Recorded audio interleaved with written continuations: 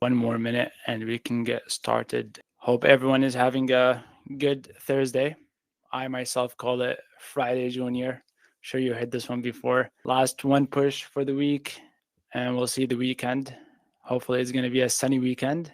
I can feel myself defrosting and I can feel myself leaving my seasonal depression. I don't know where everyone is, but if you live in a cold place, I think you would relate. All right, I think we're ready and to get started.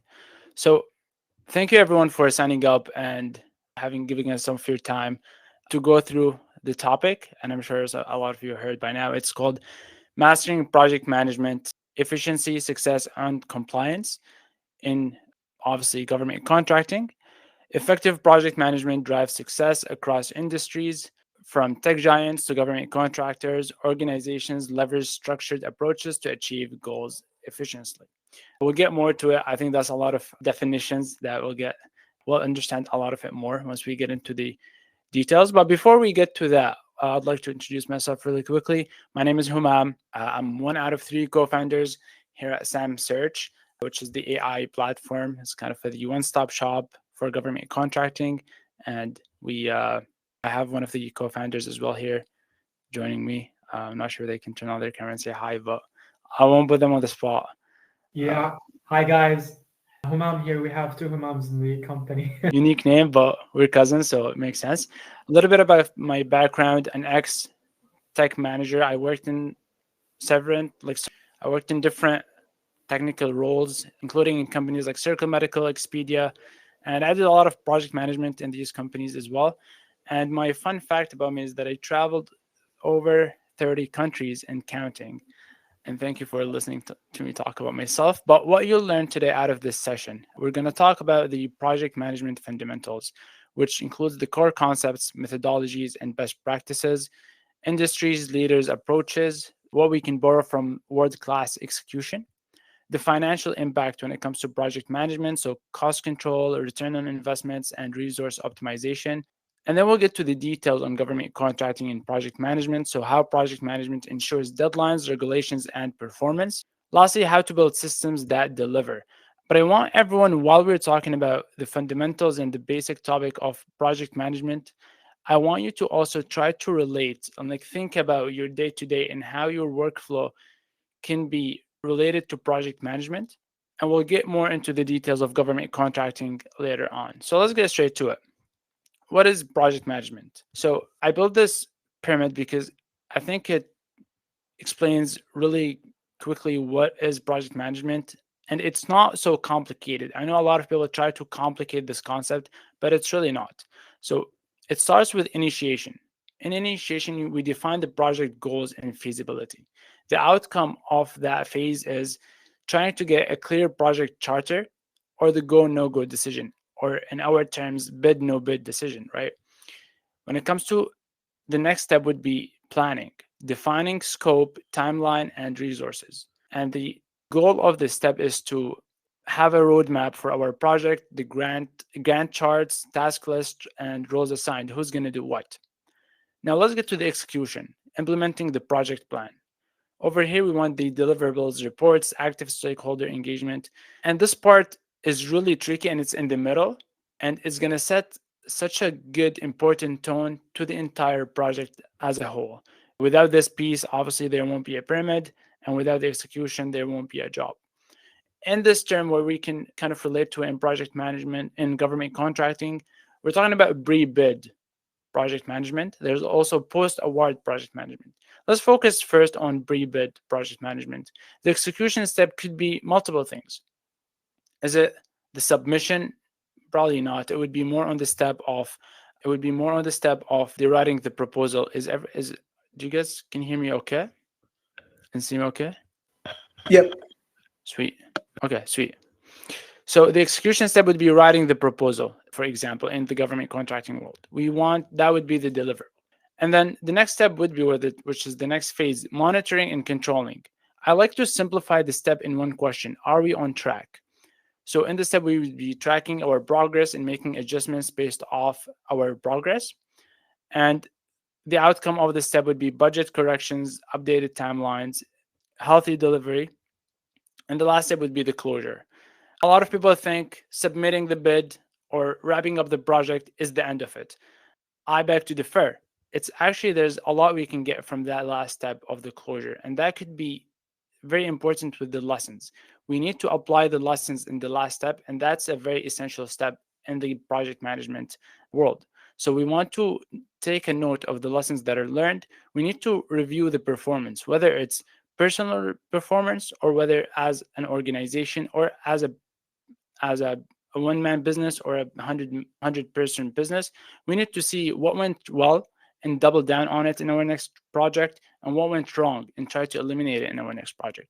Again, formal submission, which could be placing the bid if we're talking post-bid project management. So these stages keep you aligned on budget and in control, essentially. I'm sure we all were there at some point. Does your device look like this? If your Chrome is asking you for help, it's not a good thing. I know, like, sometimes we like to think we're busy and it gives us some sort of feeling or a dopamine that we're being productive, but it's actually really not. If your device looks like this, imagine your brain trying to juggle all these tasks. I'm sure you're thinking about everything. You think about, did you send that email? Did you send that email to the contracting officer? Did you communicate with did you contact the subcontractor? Did you miss something? Having everything in your brain is not healthy. There's this sentence that I like: mindful or mindful. Memory is not a project management tool. There's Miller's Law. I'm not sure if anyone's familiar with Miller's Law. Essentially, the human brain can only store 3 to 5 active items in short-term memory. So we need to be very cautious of our brain capacity. Tasks remembered in your head, that equals chaos, dropped balls, stress, missed deadlines. Especially in this age, we don't need to be fully dependent on our brain and that added stress. Get it out of your brain. Build a system that thinks with you, not against you. So, why project management matters? I got some here and some numbers that let's go through them together. 71% success rate. Average project success with proper management versus 56% without. So, a bigger, higher success rate. 40% on time improvement. More projects completed on schedule, 28% faster on average. So not just we're meeting the deadline of the opportunity of the RFI or whatever we're bidding on, but we're also doing it faster by 28%. That's almost, that time can either be used on developing your business more, can be used on the next bid, can be used on spending time with your family. Who knows? It's a lot of time that is being saved. 30% budget control. At the end of the day, we all appreciate time and money, and we want to do better on both ends. So having 30% in budget control, reduction in cost overruns with project management is a big deal. Lastly, 60% risk reduction. So in the stat here, it says 60% fewer failures with proper assessment as well. You can check the sources here. I'll leave them down. Now that we know project management is very important, so it must be a lot of other companies using it. Let's take a look at the top niche companies and how they use project management. Let's start with Google. They have their OKRs, objective key results, and their sprints. They have their project characters, they have a kickoff meeting, postmortems. They emphasize on transparency and iterative execution. So they go through everything, very basic terms when it comes to project management. They do it just like everyone else, just on a bigger scale. Let's see Microsoft. They use the agile methodologies and OKRs as well. They have dedicated project management roles for clarity and ownership. So they have a specific person on every team that's their full-time job is to manage the projects. They have everything documented when it comes to Microsoft. They have their timelines and they have their dependencies all placed down. And let's see Apple. I think most people are obsessed with Apple's, and Apple itself is very obsessed with their cross-functional collaborations. They have clear accountability and DAR, which stands for directly responsible individuals per task. And that task is assigned to them with project management. They have weekly tracking and they have ruthless prioritizations. This is an example from Microsoft when Microsoft is working on a project. So we see here we have the on deck, spacing, dev design in progress, and deploying the sprint. With every card, there is information about the task and what they are working on. These companies don't leave million-dollar outcomes to chance, neither should you. These tools are accessible to everyone. These philosophies are accessible to everyone. It's a matter of creating habits that are going to save you time and money. And it's the matter of commitment. And it's a matter of changing the old workflows that we are used to with new ones that are going to help us on every aspect. Let's get to a detailed financial impact of project management. So I have two case study here. There are two contractors and it's versus $1 million contract. So let's look at contractor A who doesn't have project management. The project overrun is over 12%, which when it comes to $1 million contract, that's $120,000 in loss. Versus contractor B that have project manager or project management philosophy integrated, 0% obviously, because they were able to do it on time and submit the bid on time. Team productivity loss, 18% waste. When it comes to contractor B, that is with project management, they optimize their resources. Reputational risk, negative CPARs versus positive CPARs. And CPARs is the contractor, is the agency that assigns or awards the bid to the, and they choose the, based on their criteria, they choose the who's going to bid, who's going to get the award. Again, future win likelihood 15% lower since they have also bad reputation with the CPARs versus 40% higher retention because they now have a good positive image with the CPARs. Now, we've all been there. How is this related to government contracts? We all like to say, okay, managing isn't so hard. I can sort it out. Oh, I have it on a sticky note. I do it on my to-do list. No, don't worry, I remember. And then you end up forgetting. And this is not an indication that you're not gifted or you're short on something or you're not capable of doing something. It's a matter of rewiring your brain into ways that you're dumping your tasks, you're dumping what you have to do on something that could be tracked and documented. So when it comes to actually developing and working on your job or performing or trying to get in touch with the subcontractor, you know exactly the steps to take. You're waking up with a fresh mind, with a fresh list every single day on exactly what you need to do, tracked by deadline, tracked by how important the task is, etc., etc. I hope you guys like this meme. I was working on it late at night and I thought it was hilarious. But let's get to project management specifically in government contracts. Project management isn't just for after you win, as I was saying earlier. In government contract, it starts before you even submit. So a lot of people, there's this theory that project management only comes after you bid and after you submit your bid. But this sentence clearly says, no, the opposite.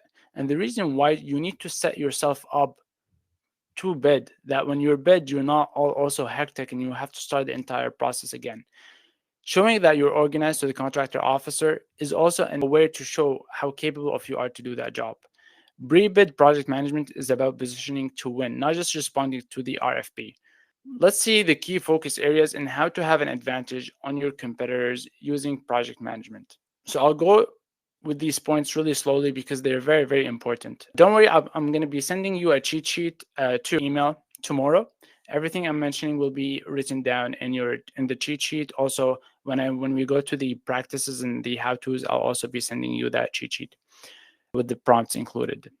Organizing solicitations, documents, and deadlines.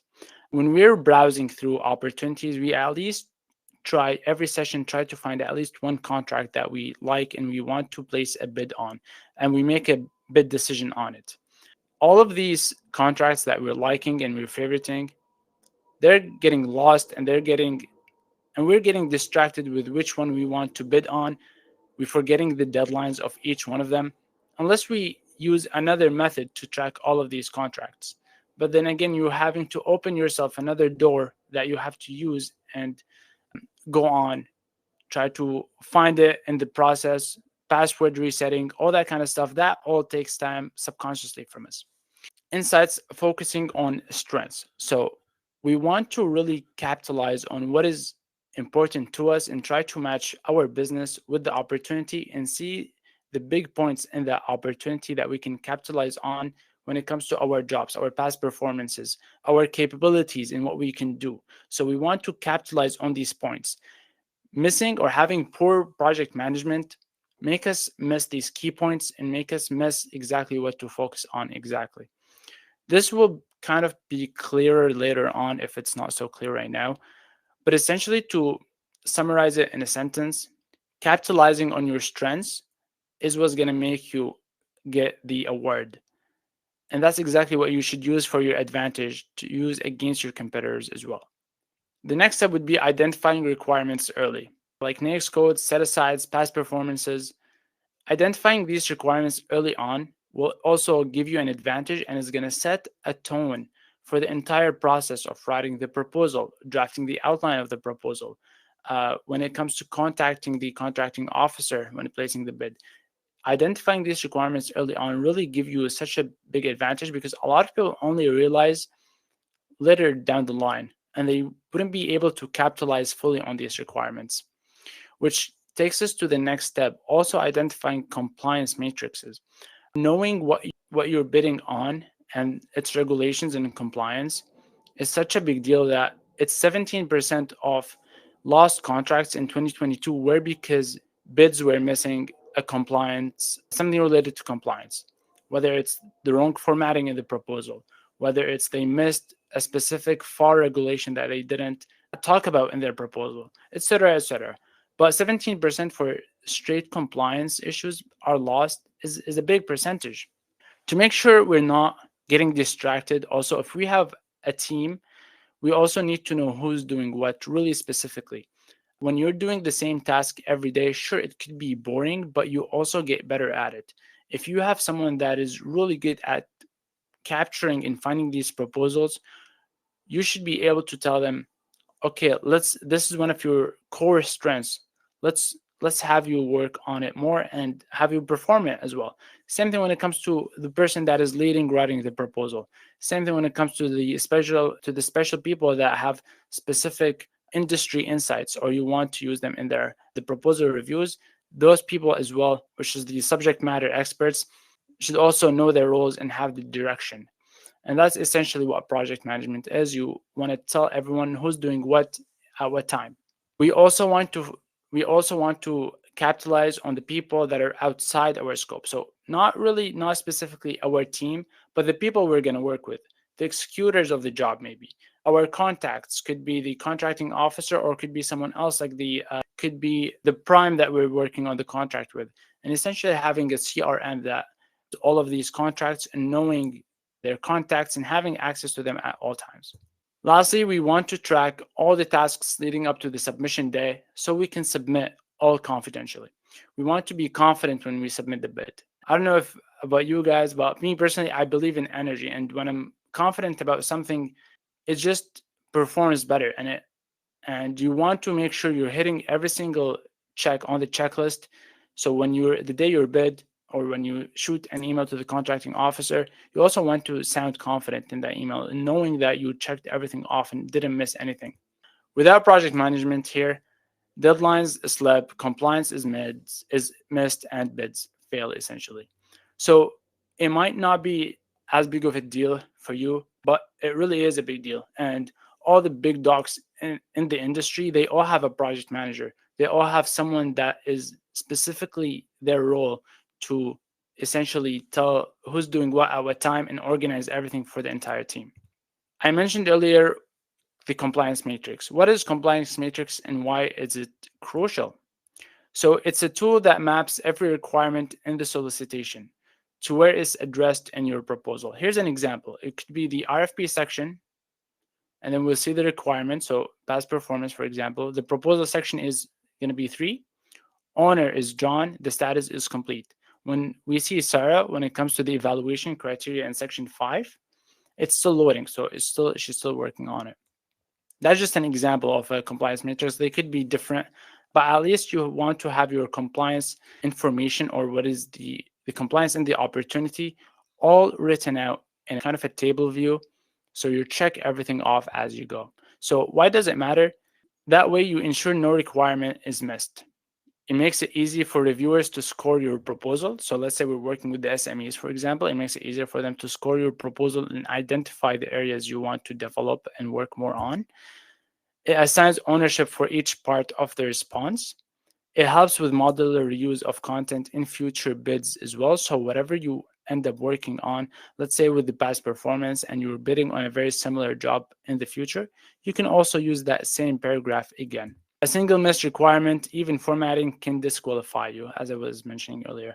That's why high-performing teams build a matrix on day one of proposal development. So they make their bid decision on any contract, and then they will go ahead and generate that compliance matrix.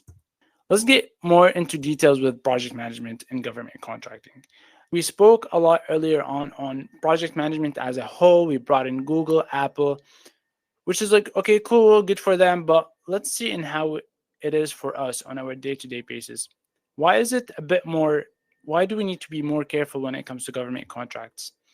There's the regulatory compliance. As we all know, we have to follow the FAR or the DFAR and other regulations as well. And they're very sensitive compliance issues, and obviously makes sense. We're working with the government. There are many stakeholders on the line here. We have the agencies, we have the contractors, and we also have the public because we're working a government job. Lastly, risk mitigation, addressing cybersecurity, for example, budget and timeline risks. So it's a high stake job. Like, I don't see a lot of people in the industry awareing you that when you enter the government contracting industry, it's a high risk job. Yes, it does pay off. And yes, we do have to be careful, but the risk does pay off, but we need to pay attention to the risk. And then lastly, performance measurement, tracking key metrics against contract requirements, and essentially the insights that I was talking about earlier. We always want to make sure we're quantifying our practices on daily basis. How many proposals are we able to generate in a year? We don't know. If we don't have that documented, we don't really know. How many bids can we bid on in a year or a few months? If it's not documented somewhere, we can't really measure our success as well. Let's go now and talk about the platform that we built, which is one of the solutions that could be possible for project management when it comes to government contracting. So we want to focus on systems that work for you, obviously. And that comes from, again, the co-founders. We worked in tech companies, and we also do this on weekly basis when we built SamSearch. 3 co-founders trying to make a full functioning platform with hundreds of users on it, the customer support, all of that.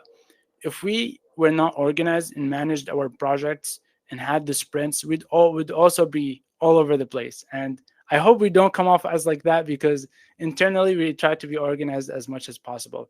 Some of the keywords that we'll see: Kanban, calendar, insights, tasks, and proposal. I think they're basic terms, but if you don't understand one of these terms or they're not so familiar to you, don't worry, we'll get to them later once we do our quick demo with SamSearch. So that's what the platform looks like. I'm sure a lot of you guys already seen it. Let's start by looking for a federal contract, but we could also do the same method with our other bids, whether they're state, grants, SPIR, SCTRs as well. Let's look for, you guys see my screen? Cool.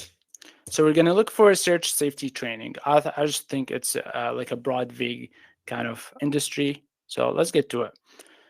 So we see this one by the National Forest. It's a safety training. We can go through this quick summary of what the contract is. Let's say we want to bid on this after obviously we went through the summary, we went through the attachments, we summarized everything. We like what we see. And now we want to make the decision on bidding on this. If let's say you found this on sam.gov, for example, where do you go from here? You're going to have to download everything, import everything, ChatGPT, opening tabs, other resources as well. Let's start a journey. We created this concept that is called Journey Hub, and we hope that this will make everything more organized for you. So this is what the Journey Hub looks like. And this kind of methodology is what's called Kanban. And we see here that these contracts, these opportunities are currently in the assessment part. So we know that these 2 contracts, we're assessing them as of now. We haven't fully made a decision on working towards any of these contracts. We see here we have the in progress ones, we have the submitted ones, and we have the ones that won. So to track all of these contracts and knowing all of their different deadlines, we can also hit the calendar view here, and we'll be able to see all of their deadlines, making sure which one I want to work on next and which one behind on, if there's one that I'm behind, for example. Now let's go, we can filter also as well using federal, STRED grant, or the uploads. The uploads are if you want to start your own journey. So it doesn't have to be imported from a contract specifically. You can also create your own journey here, test, and you can just do test as well. Let's pick up a date, next week, create journey. And now we see the test one here as well. But we want to commit to the safety training. Let's click on it. And this is the internal journey of that opportunity. Now remember, we don't want to do anything that is unnecessary for us, but we also want to make sure everything is being done compliantly and correctly. So we see the title here. And then over here, you have the overview, you have the deep insights in the overview section.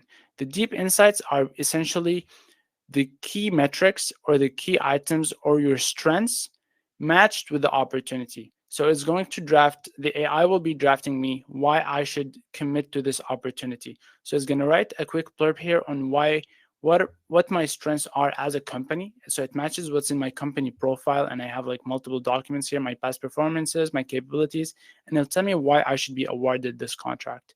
So I can capitalize on my strengths. At the bottom here, we have the description, and over here we have the contacts. So this is the primary contact information that came with the solicitation. But let's go to the view opportunities and see the subcontractors over here. Let's see one of the potential subcontractors. Okay, so we have this one. Let's copy it, and we'll go back to the journey. Here's the phone number, and let's remove the reviews. And that's going to be my subcontractor. Boom. Now I also have my subcontractor information as well right here. If I have more contacts to add, I can simply do so by just clicking add contacts and add more and more and more. So I'm trying to make everything in the same place as well. Let's go to the next step, which is creating tasks. So inside the internal journey, inside this specific opportunity, I want to create tasks for myself. So the first step would be one of the tasks, for example, contacting the subcontractor. And we're going to keep this as a medium priority task. The due date for this would be also, let's say Wednesday, for example, and we create it. And now we have a task to do for ourselves. Now, let's say we don't know where to start from, or we don't really have a full idea of the tasks that we want to do. So we can go to the chat feature and help us with project management. So I have this prompt that I will also be sending you in the cheat sheet later on, which essentially tells the AI to create me cards for the Kanban board that includes the entire life cycle of the solicitation. And I want it to be as detailed as possible with the deadline, with the priority level as well. So it's creating multiple sections as we see here. I'm just going to let it do its thing. Okay. Doesn't seem so much of a complex opportunity, to be honest. Let's select one of the cards as an example. Let's do, for example, prepare the draft response and the past performance. So we're going to copy this information right here. We'll go back to the tasks. We're going to create a task, and we'll just give it a title. And this is going to be a high priority. So we'll change this to high. And it says the deadline 2 weeks before submission deadlines. So, okay, cool. So I'm also just going to delete this here. So I can be, sorry about that. Just can be more organized. And we'll have it for 2 weeks before the deadline. Let's say it's the 15th. I don't remember when the deadline is. And I'll create. So now I have two different tasks, right? And when I click on this task, I have my checklist that I can cross off as well. What you ideally want to do is you want to import all the cards from here to the tasks. Down the line, we're automating this process as well. So AI will be drafting you a suggestion of a bunch of tasks right here that you would have to do to be able to fully be able to bid on this contract. Let's say we're in the progress of contracting the subcontractor. So we'll leave it right here. And then we can also check off the calendar. Remember, this is we're inside the internal journey of the opportunity. So we see the deadline for the tasks of this specific opportunity right here. They're also color coded. So subcontractor, it's right here. The task is empty. And then we also have the draft response. It's right here. Checklist, all is good. And you can ask it to generate more stuff. This is just the prompt that I would like to use. It's kind of a generic prompt, but you can go on to even develop your own ways of how you would like it. So it could process multiple different tasks. It's essentially also an AI tool that could assist you and could be your right hand. When it comes to the compliance matrix as well, we don't want to miss out on anything. So same thing, we'll just ask it to generate the compliance matrix for this opportunity. So it's going to go through the entire information of the opportunity, making sure it hits every single spot. And here we go. We're getting a table with the solicitation requirement, the description, the requirement summary, and from which attachment it brought the information from. So I can take this on and let's say I'm working with a team and give it to the compliance team, for example, make sure, or to the proposal team and make sure they're hitting all of these compliance metrics. And I can also provide them the reference document in case they want to double check anything. Now, when it comes to documents as well, we could have our own documents, but there are also the attachments, and downloading them, saving them, opening files, all of that time is being saved with a tool like this, but you also saving your headache, and you're being able to focus on one thing at a time. You don't want to go across and not remember where you left off the proposal or where you left off the ChatGPT conversation. So I'm just going to upload my performance plan, or what I think. So I have my performance plan here on how I'm going to execute this job. Also, it's not a real PDF because this performance plan doesn't really talk about the safety training, but it's just an example to show that I'm able to have all of my files saved. And let's say I leave my PC here and then I go to my office, I will have the same information on my other laptop, and I don't have to, oh, I forgot this file, I forgot to import this file, I'm going to send it to myself by email. In 2025, we don't need to be doing these things. Lastly, writing the proposal, it would also be from the same steps, which is the last step. Once you hit everything off, you have your tasks, your chats, your documents, you'll go on here and you will generate an outline. You can select only the relevant documents. So I know my capability statement isn't so relevant to this opportunity, so I don't want this information to be included. So I will just check it off and I will generate the outline. Once the outline is generated, I can also take another look at it. I can take the outline and chat with it using the chat feature if I'm missing anything. So I can put the outline in the chat and ask it, is this a good outline, for example? Even though they're both AI and they both should be getting you the correct steps and the correct information, but double checking never really hurts.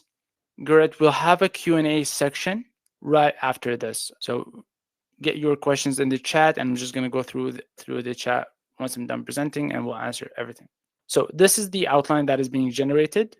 We see here the entire outline proposal. We can add a cover letter, for example. So that could be section number 1, and we want it to be cover letter, basic standard cover letter, for example. And then now we will have a cover letter in our proposal as well. But let's go ahead and click generate proposal. Let's act like we went through this entire thing. And we'll generate the proposal, and then the proposal will be drafted and generated. And we'll make this and put it in progress. As easy and as simple as that. Once we check everything off and all of our tasks are done, we'll go ahead to the Journey Hub, bring it submitted. And your odds will increase a lot if you're using some sort of project management tool like this to win more contracts, because you saved a lot of time. You submit the bid a lot before your competition using all these AI features and being this organized. And one more thing that I will end my presentation on and have some time for Q&A. I want everyone to take a look at how many tabs I had opened the entire presentation. I had my slides right here and SamSearch. I was able to go through the entire opportunities across all the states, federal, states, grants, and everything. I was able to understand the entire opportunity from here. Was this one using the chat feature? Using the chat feature, I was able to take a look at all the attachments and summarize them. I can also download them from here. And I also found my subcontractors in the place of performance from the same place. So I didn't use Google Maps. I didn't go and look for more searches and stuff like that. And I also planned everything. I had my documents, my tasks for myself, all in the same place as well.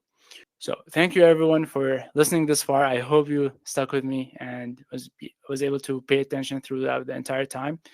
And let's get ready to the questions.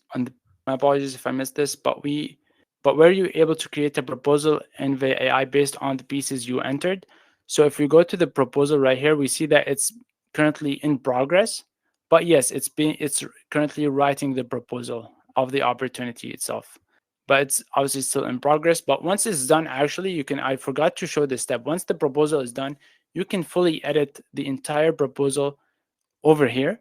And you can also ask AI to generate tables for you to expand on specific topics, summarize specific topics if you don't really like them, or rewrite a section.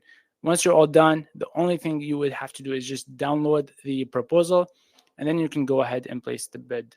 Is there a way to save the draft proposal to make edits to it later, or do we always need to regenerate the draft proposal? No, you don't. So you can access so it was this safety training proposal. Once you click on it and go to the proposal tab, you'll be able to view the proposal every single time as well. There's also an entire page for your past proposals, so you'll be able to see all the proposals that you generated. Over here, they're just a bit not as organized, because in the journey, you obviously see which proposal belongs to which opportunity, but you'll also be able to see all of your proposals over here in the past. Does that kind of answer your question, Christy? Awesome. Can we upload multiple capability statements and select which to use to write proposals? 100% you can do so. In your company profile, you will go to the document section, and I only have one capability statement right here, but let's upload another one. And I'm also going to upload my performance plan as my capabilities statement. And you see here, I have two right now in this folder that is called capability statement. So when I go to generate, let's try this one. Hopefully I didn't generate a proposal to it. Okay. So let's say now I'm going to generate a proposal for this one. I have two capability statement. I'm going to check off the actual capability statement and just use the performance plan as the actual item that I would like to generate the proposal on. So this is made so we can, if someone has multiple past performances or multiple capability statements across few different industries, they're able to select the relevant ones to make the proposal. Cool. So I think that those are all the questions that we have.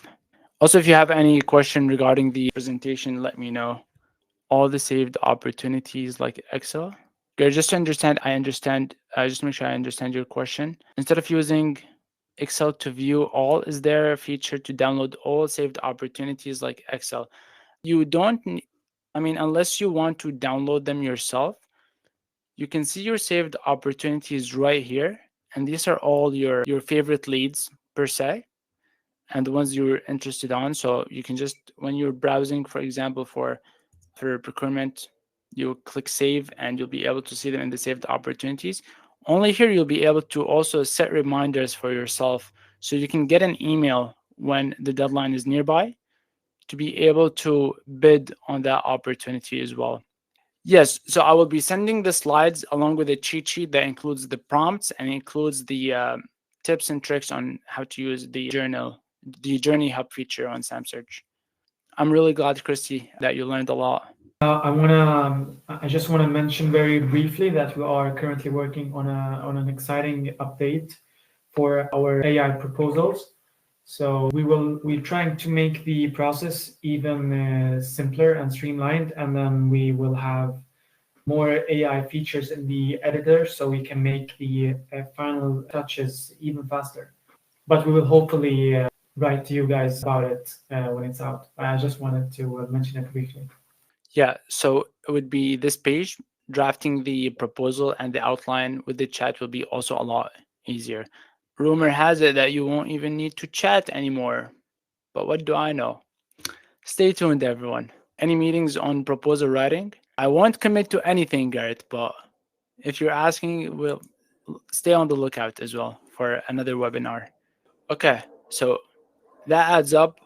If you like this presentation and you benefited from it and you're not already a SamSearch user, you can go ahead to samsearch.co and ask any questions. Will you contact us? Yes, I will. So everyone that is here, I have their email. When you send up, you put in your email. So I will be contacting you regarding any webinars, and I will also be sending you all the information for this webinar as well. What about the format of the proposal writing? Oh, Gary had a question. What about the format of the proposal writing? As in this one? So over here, let's say we're talking about the format of this specific opportunity, for example, you can essentially select a part, and if you want to change the formatting of the section, you can also use the chat feature. So you see here in the context, it's highlighted that we're talking with this specific part, and you can essentially ask it to make a table. I think this proposal is due, so I'm not able to work on, or it's an old one that I saved. But if you select a specific part, let's see if it works here. Okay, so make this part table. You'll be able to change the formatting of any specific part. So I selected this part and I was able to ask it to make this part a table, and here it is. It drafted this table. Does that kind of answer your question? Cool. I think you wrote when sending it to the PDF format. Yeah, I don't really understand that part, like downloading it as a PDF. Yeah, I guess so. When you download the proposal, yeah, so when yeah. you download the proposal, it'll be downloaded as a Word document. But if you're using your laptop, you can right click on the file. Here, I'll show you. Maybe I'll stop sharing my screen and show you this trick. So you'll be able to, oh, you can't see it. Sorry, but you can right click on the file, on the document, and go to quick actions. And from there, you'll be able to convert it to PDF if you don't have the Adobe software. Yeah, or I think you should be able to convert it from within Word also. Yeah, that too as well. You can export it as a PDF. Yeah. Cool. So if you go on SamSearch, you can use the chat feature and you can ask us any question. The chat feature is also available on the app if you're having trouble with a specific feature, or more on the journey feature. Otherwise, stop sharing on its own. But oh yeah, you can definitely add your logo to it. You can chat with live support, and you can also chat with the team using this button, or you can chat with us on the actual software, that is samsearch.co. You can ask us, or you can go ahead and straight sign up and start organizing your life as of today. Is this how do I download the app, Irma? Thank you very much, Gary. Yeah, so it's not an app that you download. You can just go on the web. It's like you're going on any website. Let's say you're going on Facebook, for example. It's just like on the web app. We have a web app. It's not really an app. So you can just use it from any laptop across the world. But which plan do you recommend to do what you just did? So to get the proposal, let me share the screen. To get the proposal and everything that is state, federal grants, and SPIR, it would be in the Pro plan. If you just want to search and not write the proposal and only search for federal contracts, I recommend going with the starter. But the project management feature is available across all three plans. It's just that the Pro plan is honestly our most popular plan, and I think the proposal really pays off. It's usually the starter one. Usually, the companies that have designated team that writes their own proposal, and just the capture manager would want to have an easier federal search, they would get the starter. Other than that, I highly recommend the Pro plan. In all honesty, I'm glad you signed up, Garrett. This speaks a lot. Yeah, we're actually, speaking of speed, we tried to work really hard on increasing our speed across the platform and to have it even faster than sam.gov when you're doing the search, even though it's semantic and not keyword matching search. Happy to have you. All right, I'm going to give everyone's some of their time back. We're 7 minutes short. I'm impressed by myself that I was able to not ramble and complain more about how messy the government contracting world is, and kept it to myself and just spoke about how we should stay organized. But other than that, thank you everyone for attending, and look forward for my email with the cheat sheet and the slides as well. Have a good rest of your Thursday and enjoy the weekend, as I said earlier. Yeah, thanks, Humam. It was a very, very good presentation. Thanks a lot. I appreciate that. And thanks everybody for making it today. We'll try to make similar future events. If Humam wants. We don't know. That's why I didn't commit earlier. All right. Thank you all. Goodbye.